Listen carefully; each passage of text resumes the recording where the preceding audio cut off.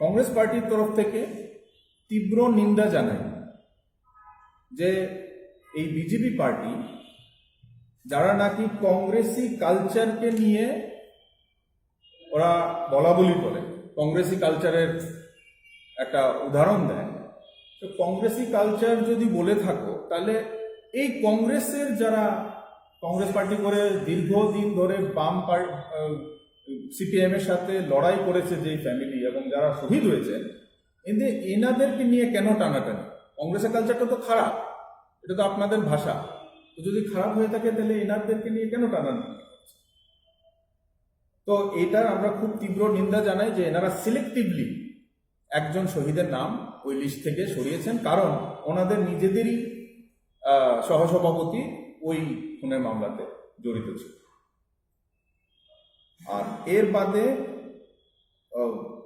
আমাদের মোটামুটি আজকে প্রেস কনফারেন্সের মেইন মুদ্রা কথা ওইটাই, যে যেই সিপিআইএম এর সাথে লড়াই করে আমাদের কংগ্রেসের, এবং আমি আজকের তারিখে যারা বিজেপিতে আছেন মানে পরিবর্তনকামী, পরিবর্তনের আশায় কংগ্রেস ছেড়ে আমাদের যেই কংগ্রেস বন্ধুরা, ভাইয়েরা, বোনেরা সিপিআইএম থেকে পরিবর্তন ত্রিপুরাতে আনার জন্য বিজেপিতে যোগদান করেছে, ওনাদেরকেও ভাবার জন্য অনুরোধ করছি, স্পেশালি সাউথ ত্রিপুরাতে, বিলোনিয়াতে, যে আপনারা একটু ভেবে দেখুন যে যেই 25 বছর যাদের থেকে আপনারা অত্যাচারিত হয়েছেন, অনেকের বাড়িতে খুন হয়েছে, অনেকের পাড়াতে খুন হয়েছে, সেই ওই লোকগুলাকে আবার বিজেপি নিজের পার্টিতে এনে ওদেরকে পদ দিয়ে, ওদের হাতে পাওয়ার দিয়ে,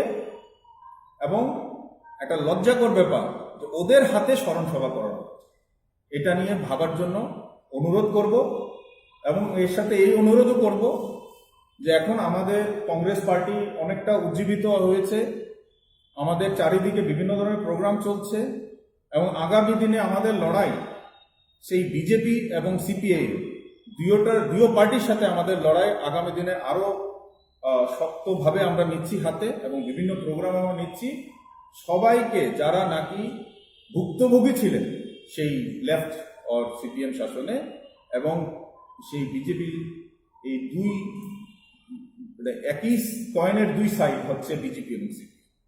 তো এদের এই যে এই হিপোক্রেটিক্যাল যে বিজেপির রূপ, সেটা থেকে বেরিয়ে আসুন এবং কংগ্রেস পার্টিতে আমাদের ব্লক টিমে, ডিস্ট্রিক্ট টিমে জয়েন করুন, এবং আমাদের এই পার্টিটাকে সাথে আবার কাজ করুন। এটাই বলার ছিল আমার। বাকিরা আপনারা